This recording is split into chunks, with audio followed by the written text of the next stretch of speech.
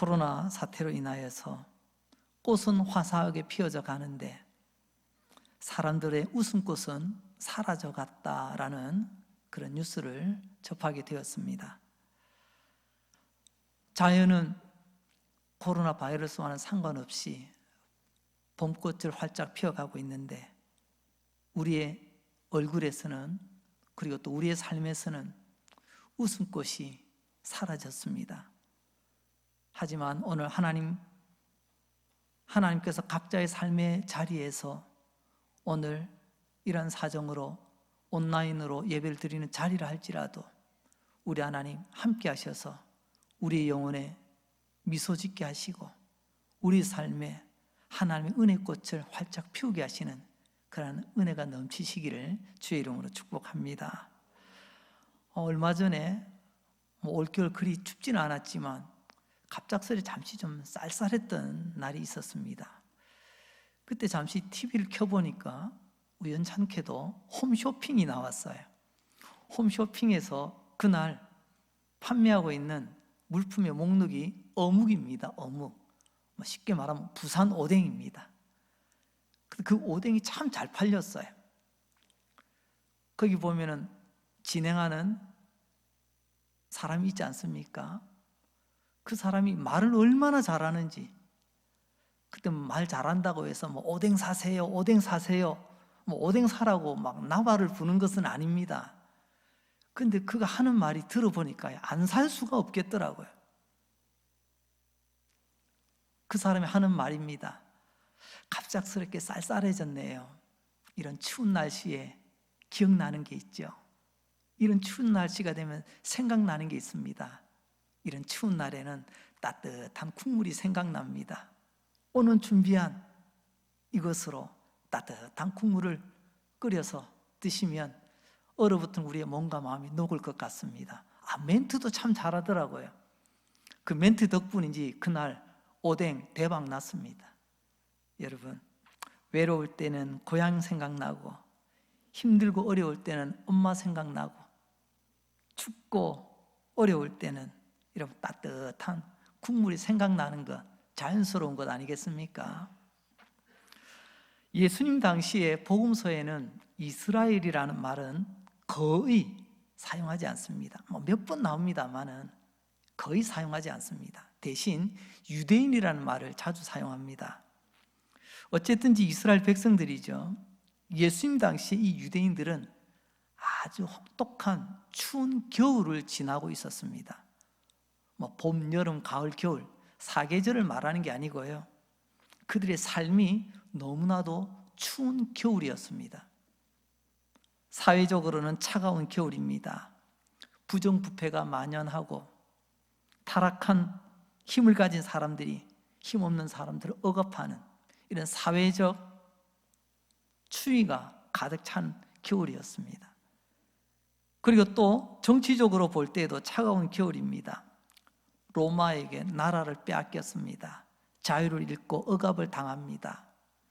로마의 석국, 로마의 종이 되어버린 정치적으로 차가운 겨울을 맞고 있었습니다.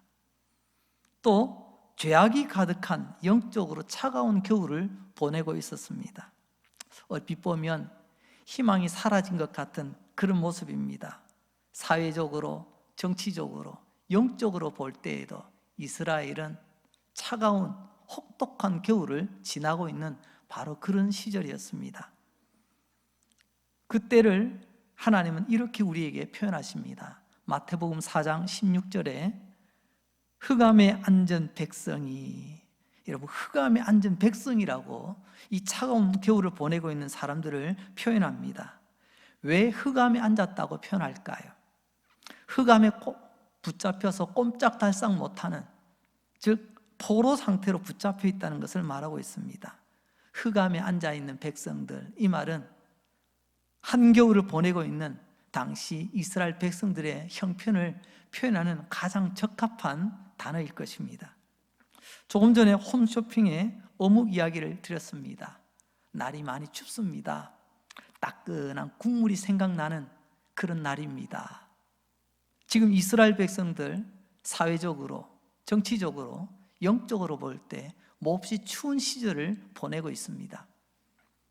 그렇다면 여러분, 그들에게 생각나는 따뜻한 국물 같은 그 뭔가가 있지 않겠습니까? 이것은 신앙적인 그리고 성경적인 질문이라고 말할 수 있습니다.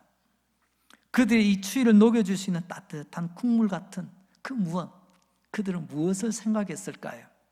바로 모세입니다. 모세가 그들에게는 따뜻한 국물과 같은 그런 존재입니다. 왜냐하면 이스라엘의 역사에서 가장 혹독하게 추웠던 때가 언제냐고 묻는다면 바로 애국 파라오에게 430년 동안 종살이하던 때입니다. 그때가 이스라엘 역사의 가장 혹독하고 추웠던 겨울이었습니다. 430년의 종살이 시절, 그 시절이 얼마나 추웠을까요? 그래서 출애굽기 2장 23절에서는 이렇게 우리에게 표현하고 있습니다. 그들의 소리가 들립니다. 고통스러워하는 소리, 탄식하는 소리. 여러분, 고통스러운 소리는 몸이 고달파 나는 소리입니다. 몸이 고달픕니다. 탄식하는 소리, 마음이 힘들어서 속에서 터져 나오는 소리입니다. 탄식하는 소리. 그야말로 당시 이스라엘 백성들은 혹독한 추운 겨울을 보내고 있었습니다.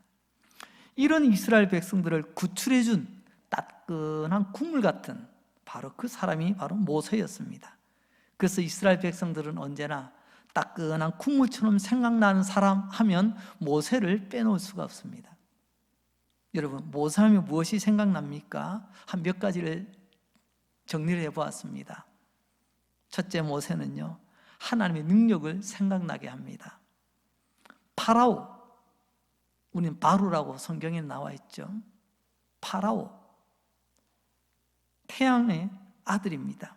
태양신의 아들. 요즘 표현을 말하면요, 애국 왕은 왕이라 쓰고 신이라고 읽는다. 이게 딱 맞을 겁니다.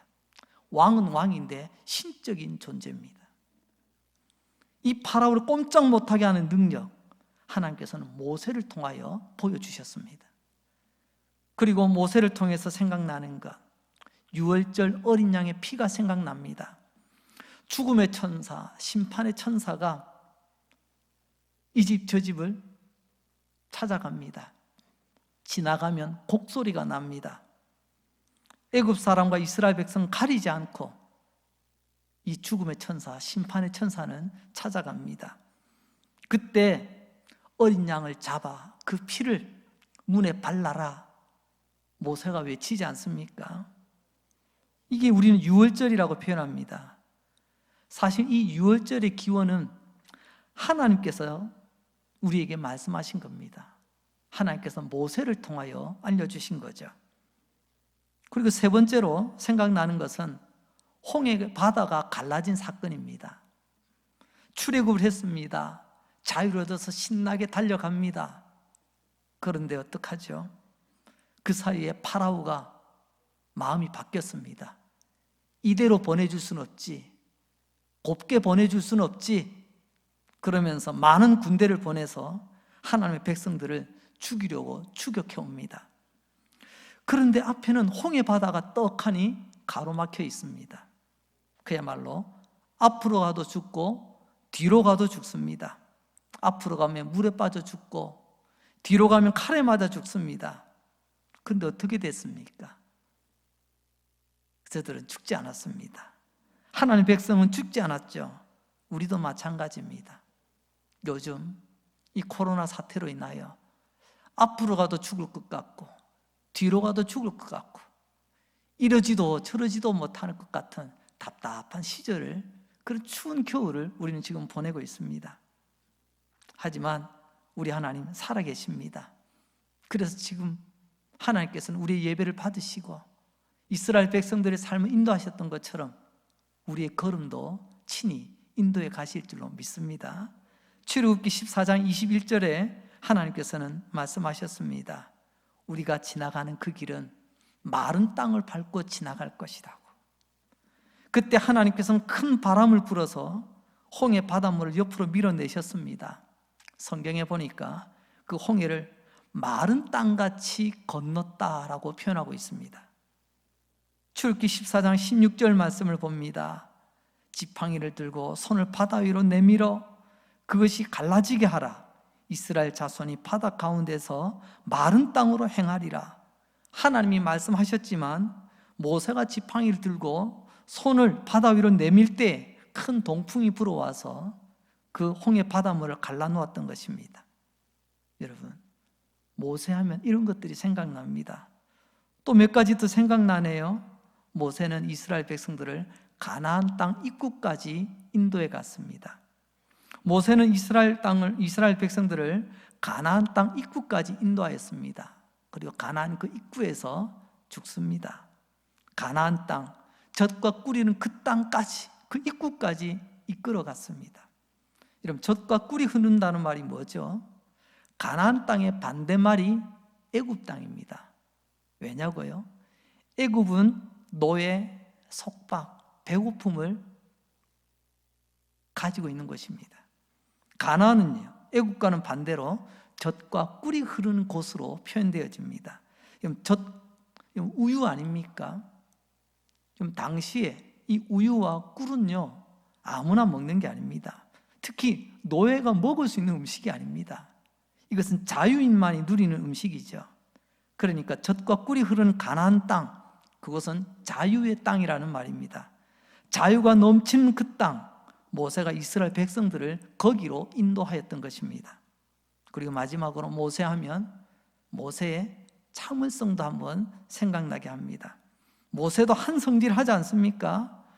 근데 못난 이스라엘 백성들을 위해서 참 무던히도 많이 참았던 사람이 모세입니다. 이스라엘 백성들이 구원을 얻었지만 참 사람이 금방 바뀌지 않는 것 같습니다. 구원 얻었으면 바로 인간이 되는 게 아니고요, 잠시 뒤면 또 하나님을 배역하고 불순종합니다. 이스라엘 백성들 욕할 거 하나도 없을 것 같습니다. 왜냐고요?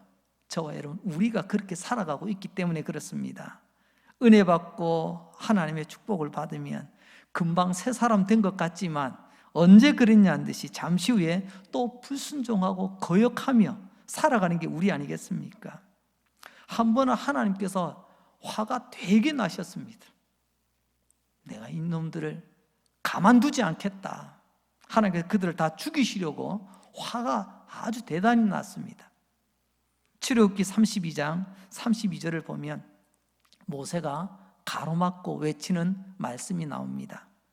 여호와여, 차라리 생명책에서 내 이름을 빼주십시오. 여러분, 이스라엘 백성들 향한 모세의 마음을 느낄 수 있는 부분 아니겠습니까? 한마디로 말하면 모세는 추운 겨울을 보내던 이스라엘에게 따끈한 국물 같은 존재였다라는 말씀입니다. 모세는 그들을 구출했고 그들을 인도했고 그들을 사랑했습니다. 따끈한 국물 같은 존재, 그가 모세였습니다. 그런데 어떡하죠? 이런 모세가 죽었습니다. 가나안 땅 입구까지만 모세의 역할이 있었을 뿐입니다. 하나님은 모세를 가나안 땅 입구까지 데리고 가셨습니다. 그리고 거기서 모세 데리고 가십니다. 모세가 죽기 전에 하나님께 좀 이상한 말씀을 하십니다. 신명기 18장 18절 말씀을 보면 모세야, 너와 똑같은 모세를 다시 한번 내가 일으키겠다. 하나님 그렇게 말씀하십니다. 왜 하나님 이런 말씀하셨을까요? 누구에게 또 모세가 필요하다는 말씀일까요? 모세의 역할은 가나안 땅 입구까지입니다. 이제 끝났습니다. 그런데 하나님이 또 다른 모세를 세우시겠다, 일으키겠다. 즉 다시 말하면 새로운 모세가 필요하다는 말씀입니다. 훗날 이스라엘 백성들이 하나님을 거역하고 죄 가운데 빠져서 타락하고 가나안 땅에서 쫓겨납니다. 그게 바벨론 포로 생활입니다. 이게 단순히 바벨론 포로가 아니라 사실은 우리의 이야기입니다. 하나님 은혜와 축복을 받고 살아가지만 우리는 또 뒤돌아서면 하나님께 불순종하고 하나님 앞에 죄짓고 결국에는 천국에, 아니 에덴 동산에서 쫓겨나죠. 결국에는 말입니다.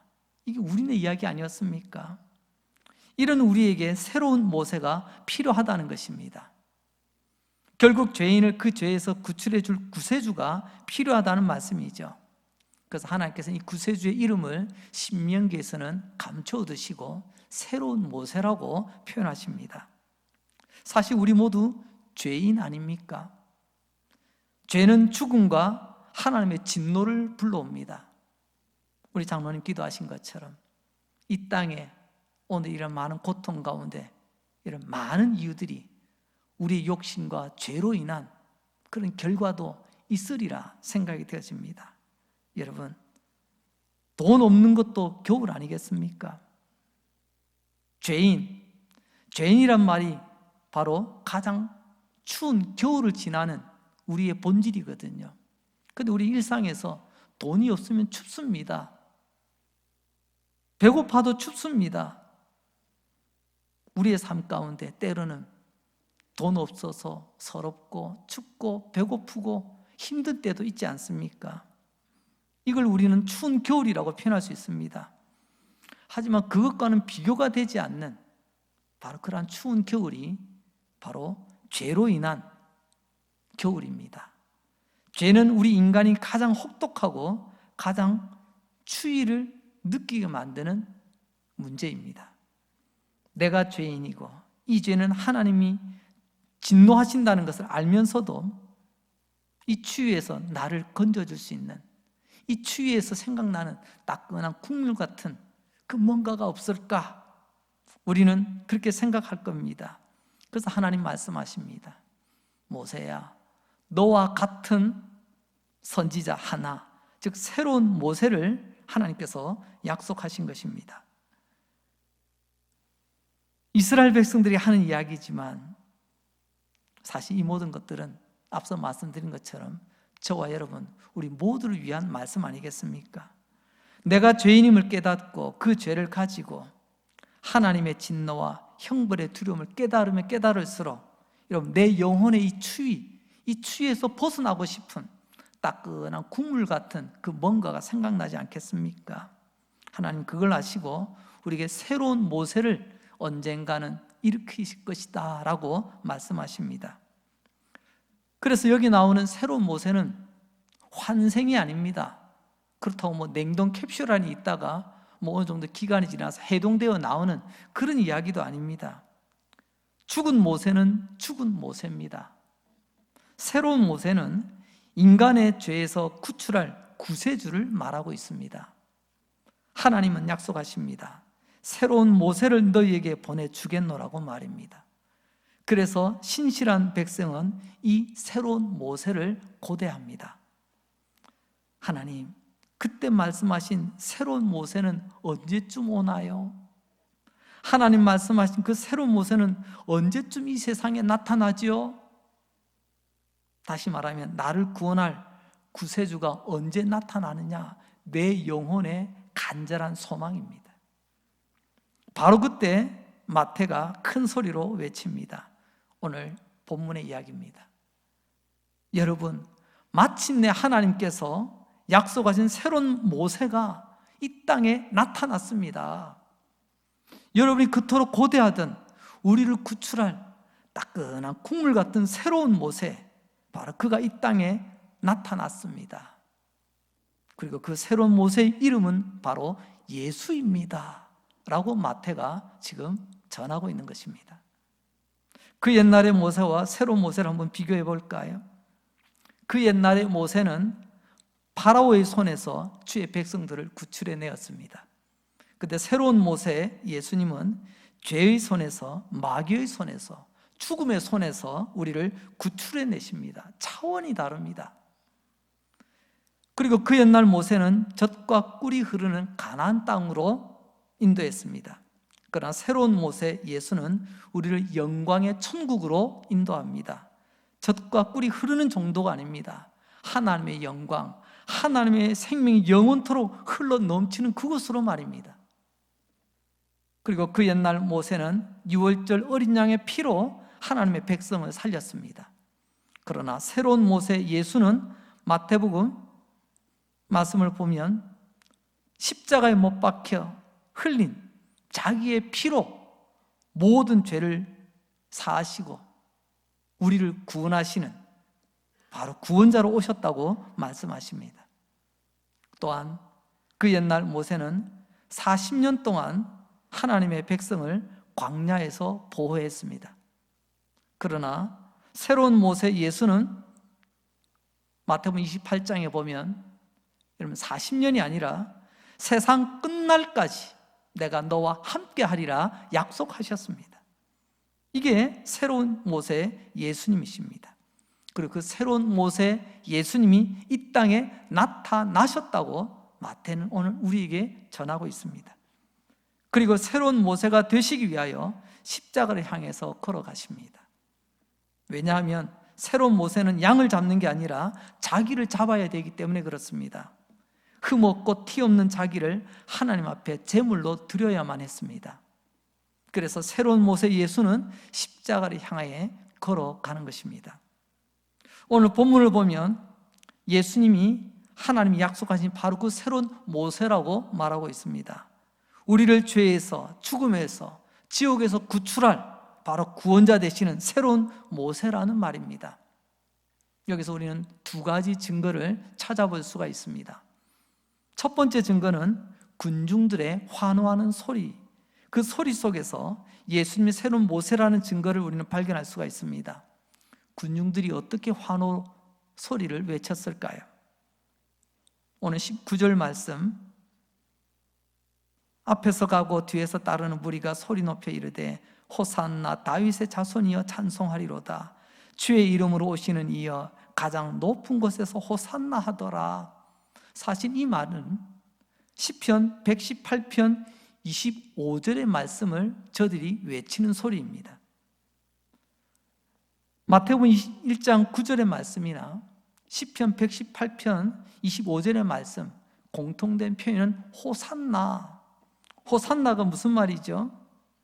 주여 지금 우리를 구원하소서라는 말입니다. 그러니까 이 노래는 예수님이 우리를 구원할 주님이시라는 사실을 노래한다는 것입니다. 호산나의 주인공이 예수님이시지 않습니까? 시편 118편은 초막절 마지막에 부르는 노래입니다. 초막절이 무엇입니까? 이스라엘 백성들이 그 옛날 광야에서 나뭇가지를 꺾고 그야말로 초막을 짓고 추운 데서 지냈던 것을 그들이 잊지 않기 위해서 일주일 동안 몸소 경험하는 절기가 초막절입니다. 이 초막절 마지막 날 그들은 이 호산나를 부릅니다.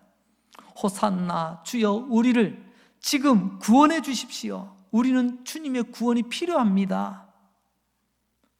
우리가 지금 살아가는 꼴이 초막이지 않습니까? 가난하고 궁핍하고 눈에 보이지도 않는 그 미세한 그 바이러스 때문에 여러분 우리의 삶의 많은 부분들이 지금 무너지고 있습니다. 흔들리고 있습니다. 오늘 이 초막절에서 호산나를 부른 이유, 그것은 호산나, 주여 우리를 무너지지 않는 아버지의 집으로 우리를 구원하여 주옵소서. 초막절에 외쳤던 소리가 바로 그 호산나라는 거죠. 그런데 이 군중들이 호산나를 외치는데 호산나는 아무에게나 붙이는 그런 말이 아닙니다. 왕에게도 붙이지 않습니다. 위대한 영웅에게도 붙이지 않습니다. 오직 한 사람에게만 외치게 되어 있습니다. 그게 뭔 줄 아세요? 그게 우리의 구원자 메시아에게만 호산나 외치게 되어 있습니다. 오늘 예수님이 누구십니까? 새로운 모세라고 말씀드렸습니다. 예수님, 당신 우리를 구원할 새로운 모세, 바로 우리의 구주이십니다 라는 외침이 이 호산나라는 말 속에 다 담겨 있습니다. 그래서 군중들은 호산나를 외쳤던 것입니다. 이 추운 계절을 지나고 있는 우리, 사회적으로, 정치적으로, 종교적으로 너무너무 추운 계절을 지나고 있는 우리에게 가장 따뜻한 국물 같은 새로운 모세로 오신 예수여, 우리를 구원하소서. 두 번째, 예수님께서 타신 나귀가 예수님인 하나님께서 말씀하신 새로운 모세라는, 우리의 구원자라는 증거가 됩니다. 예수님은 십자가를 지시기 위하여 예루살렘에 들어오십니다. 그 옛날 모세는 양을 잡아 양의 피로 백성들을 살렸습니다. 하지만 예수님은 자신의 피로 죄인들을 살리십니다. 예수님 자신이 온 세상 죄인들을 위하여 대신 십자가에 못 박혀 죽는 그 유월절 양이 되신 겁니다. 마태복음 21장 2절 말씀 다시 한번 읽어봅니다. 이르시되 너희는 맞은편 마을로 가라. 그리하면 곧 매인 나귀와 나귀 새끼가 함께 있을 것을 보리니 풀어 내게로 끌고 오너라. 다짜고짜 아무 설명 없이 제자들에게 예수님 말씀하십니다. 저 건너편 마을에 가서 묶여있는 나귀가 있을 거야. 그거 끌고 와. 여러분, 제자들이 얼마나 당황스러웠을까요? 아니, 나귀 값을 주고 데려오라는 것도 아니고요, 그냥 끌고 오랍니다. 왜 끌고 가냐고 물어보거든 한마디만 하랍니다. 주님이 쓰시겠다 하라. 그러면 내어줄 거다. 여러분, 예수님 내가 쓰겠다 하라고 말하지 않았습니다. 주님이 쓰시겠다 하라 이 말을 하면 줄 거라고 말씀하십니다. 여러분, 이 말씀 속에서 예수님은 내가 너희를 구원하러 온 주인이다, 주님이다 라는 것을 말씀하고 있습니다. 성경에 보니까 나귀 주인도 아무 말 하지 않고 이 나귀를 내어줍니다. 그건 무슨 말일까요? 이 나귀 주인도 뭔가를 알고 있었던 겁니다. 전통적으로 이스라엘 백성들, 즉 유대인들은요, 메시아에 대한 간절한 소망이 있습니다. 그리고 그 메시아는 이렇게 오실 것이라는 것을 막연히 아는 게 아니고요, 구약의 선지자들을 통해 주셨던 하나님의 약속으로 그들은 분명히 기억하며 메시아를 기다리고 있습니다. 그런 가운데서 나귀와 우리의 구원자로 오실 그 주인의 관계를 이 나귀의 주인도 알고 있더라는 거죠. 나귀 주인도 분명히 이스라엘 사람이었을 것입니다. 자, 그렇다면 이런 나귀와 우리의 구원자 메시아 사이에 어떤 관계가 있는 걸까요? 걸어서 오셔도 되지 않습니까? 근데 나귀를 타셨어요. 제자들이 무등을 해서 예수님 태워오시면 더 폼나지 않을까요? 뭐 그럴 수도 있겠죠. 하지만 예수님은 의도적으로 일부러 나귀를 타고 오십니다. 여기서 중요한 게 있습니다. 예수님은 의도적으로 나귀를 타셨다는 것입니다. 자신이 하나님이 약속하신 새로운 모세요, 죄와 사망에서 우리를 구출한 구세주라는 사실을 보여주기 위해서 의도적으로 이 장면을 연출하신 것입니다. 마태복음 21장 4절로 5절에 있는 말씀, 사실 이 말씀은 스가랴 선지자를 통해서 우리에게 이미 주신 예언의 말씀입니다. 스가랴 9장 9절에 예언한 말씀이죠. 시온의 딸들을 구원할 메시아, 새로운 모세가 올 때 무엇을 타고 온다고요? 나귀를 타고 올 것이다. 예수님은 하나님의 아들이시며 십자가에 못 박힐 만큼 겸손하셨습니다. 그 겸손을 잘 보여주는 짐승이 나귀입니다. 우리는 알고 있습니다. 위대한 영웅 해결사가 등장할 때는 말을 타고 옵니다. 그것도 그냥 쪼랑말이 아니고요, 흰 백마 타고 달려옵니다. 나귀는요, 원래 사람 타는 게 아니에요. 사람보다 짐을 많이 싣습니다. 급으로 치자면 여러분, 그 백마와 낙이 비교가 되지 않을 정도입니다. 이왕이면 폼나게 백마 타고 오실 수도 있는데 왜 나귀를 타고 오실까요? 바로 나귀를 타고 오시는 그 겸손함을 통하여 이미 말씀하신 선지자의 예언을 이루시기 위함입니다. 이 모습이 바로 예수님이 오늘 우리의 주제 새로운 모세가 예수님이라는 사실을 분명히 우리에게 알려주고 있습니다. 이 스가랴서 9장 9절에 뿌리가 되는 말씀이 있습니다. 그 말씀은 다름 아닌 출애굽기 4장 20절 말씀입니다. 모세가 그의 아내와 아들들을 나귀에 태우고 애굽으로 돌아가는데 모세가 하나님의 지팡이를 손에 잡았더라. 모세가 광야에서 방황하다가 40년 만에 하나님께서 모세를 부르십니다. 그리고 내 백성을 구원하라, 이 하나님의 소명을 받고 하나님의 뜨거운 국물로 모세는 쓰임을 받습니다. 아까 말씀드렸죠.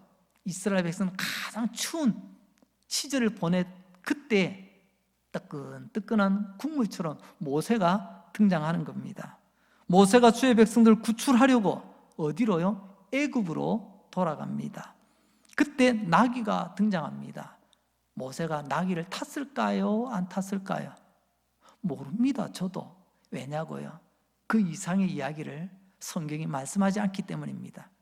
둘 중에 하나일 겁니다. 모세도 탔을 수도 있고 안 탔을 수도 있습니다. 근데 중요한 것은 모세가 그의 아내와 아들들은 나귀에 태우고 애굽으로 돌아갔다는 것입니다. 무엇하러요? 하나님의 백성들을 구출하기 위해서 나귀에 아내와 아들들을 태우고 애굽으로 들어갔다는 말입니다. 여기서 우리 한번 정리해 봅니다. 모세가 아내와 아들들을 나귀에 태우고 애굽으로 들어갑니다. 왜요? 그 백성들을 건져내려고. 새로운 모세 예수님은 나귀를 타고 예루살렘으로 들어가십니다. 왜요? 모든 죄인들을 죄에서 구출하시려고 말입니다. 여러분, 새로운 모세와 그 옛날의 모세 비교되어지십니까? 딱 일치가 됩니다. 예수 그리스도가 우리가 그토록 기다리던 새로운 모세라는 말입니다. 저와 여러분을 죄와 죽음과 지옥의 형벌에서 건져낼 새로운 모세, 봐라, 모세가 나귀를 타고 애굽으로 들어가서 그 백성들, 주의 백성들을 건져내오지 않았느냐? 이제 나귀를 타고 예루살렘으로 들어오신 이 예수가 죄와 죽음과 지옥의 심판으로 떨고 있는 모든 죄인을 건져내실 것이다. 바로 이 메시지를 오늘 우리에게 전하고 있습니다. 그게 진짜일까요? 요즘 뭔가를 말하면 사실입니까? 진짜입니까? 팩트 체크 우리 한번 해봅시다. 오늘 마태복음 21장 10절 말씀입니다. 예수께서 예루살렘에 들어가시니 온 성이 소동하여 이르되 이는 누구냐 하거늘, 예수님께서 나귀 타고 들어오실 때 호산나 호산나 사람들이 외쳤습니다. 그러자 성 안에 있던 수많은 사람들이 깜짝 놀랍니다. 왜냐하면 이 호산나는 앞서 말씀드린 것처럼 아무에게나 외치는 소리가 아니에요. 메시아에게만 해당이 되는 말인데 지금 호산나를 외치고 있거든요. 사람들이 놀라서 물어봅니다. 지금 나귀를 타고 온 이 사람이 누구냐? 여러분, 호산나와 나귀가 합치면 뭐가 되는 줄 아십니까? 그게 메시아입니다. 이건 유대인들이 가지고 있는 메시아에 대한 명확한 정의입니다. 메시아는 나귀를 타고 오실 것이다. 이제 마태는 마무리를 짓습니다. 마태는 자기 말로 마무리를 짓는 게 아니라 군중들이 외치는, 무리가 외치는 소리로 이런 그들의 질문에 대답을 합니다. 마태가 오늘 우리에게 들려주는 결론이 뭐죠? 이 사람이 새로운 모세가 맞냐? 메시아가 맞냐? 라고 사람들이 외칠 때 호산나, 그리고 나귀를 타고 오시는 바로 저분이 새로운 모세가 맞다라고 말합니다. 무리가 어떻게 대답합니까? 마태복음 21장 11절입니다. 무리가 이르되 갈릴리 나사렛에서 나온 선지자 예수라 하니라. 무리는 새로운 모세가 맞냐고 질문하는데 나사렛에서 나온 선지자 예수라고 대답을 하고 있습니다. 왜 예수님을 나사렛에서 나온 선지자라고 말했을까요? 이것은 앞서 말씀드린 신명기 18장 18절에서 하나님께서 말씀하신 것 다시 한번 읽어봅니다. 내가 그들의 형제 중에서 너와 같은 선지자 하나를 그들을 위하여 일으키시고, 하나님은 새로운 모세를 선지자라고 불렀습니다. 그래서 나사렛에서 나온 선지자 예수라는 말은 맞는 말입니다. 이 예수가 바로 새로운 모세라는 말이죠. 성경을 보십시오. 너를 위하여 새로운 모세, 선지자 모세를 일으킬 것이라고 말씀하셨던 그 하나님, 이제 나사렛에서 온 새로운 선지자, 그가 바로 새로운 모세요 예수라고 우리에게 알려주고 있습니다. 성도 여러분, 예수님이 바로 하나님이 약속하신 바로 새로운 모세, 새로운 선지자, 바로 그 구주가 맞습니다. 바로 그 새로운 모세, 우리를 죄와 사망에서 건져줄 바로 그 새로운 모세, 바로 그 분이 예수라는 말입니다. 마태복음 4장 16절에 흑암에 앉은 백성들이 큰 빛을 보았다라고 말합니다. 방금 전까지 희망이 없었습니다. 희망 없는 어둠, 절망입니다. 그러나 이제 큰 빛이 비춥니다. 절망이 떠나가고 소망이 밝아지게 되는 거죠. 바로 빛을 비추시는 빛 대신 예수님, 그 예수님 때문에 우리는 구원 얻었고, 예수님 때문에 죄사함 얻었고, 예수님 때문에 초막 같은 이 세상을 떠나 영광의 아버지 집으로 우리는 가게 되는 것입니다. 성도 여러분, 이 진리를 깨닫고 힘들고 어려운 시절입니다. 하지만 우리의 새로운 모세가 되시는 우리의 구원자, 메시아 되시는 예수님 잘 믿고 죄에서 구원받고 천국을 얻는 복된 우리 성도님들 다 되시기를 주님의 이름으로 축복합니다. 기도하겠습니다. 하나님 우리 아버지 은혜를 감사합니다. 오늘 말씀 잘 새겨 들을 수 있도록, 오늘 말씀 잊지 않고 기억할 수 있도록, 예수님 그분은 누구신가? 기독교의 창시자가 아니라 우리 삶의 도덕적인 모범적인 선생님이 아니라 새로운 모세, 우리를 죄에서 구출할 새로운 모세, 우리를 죽음에서 구출할 새로운 모세, 우리를 영원한 지옥에서 건져낼 새로운 모세요, 나의 구주 되시는 예수 그리스도임을 믿게 하여 주시니 감사합니다. 오늘 마태를 통해서 들려주신 이 복음을 통하여 예수 그리스도 새로운 모세가 나타났다는 것을 분명히 깨닫는 우리 모두 되게 하여 주옵소서. 이 예수님 잘 믿게 하시고 이제 우리 삶이 흑암, 절망이 아니라 빛이 되게 하시고 소망이 되게 하시고 우리의 삶이 그늘이 아니라 하나님 찬란한 하나님의 은혜의 빛 안에 거하게 하여 주시옵소서.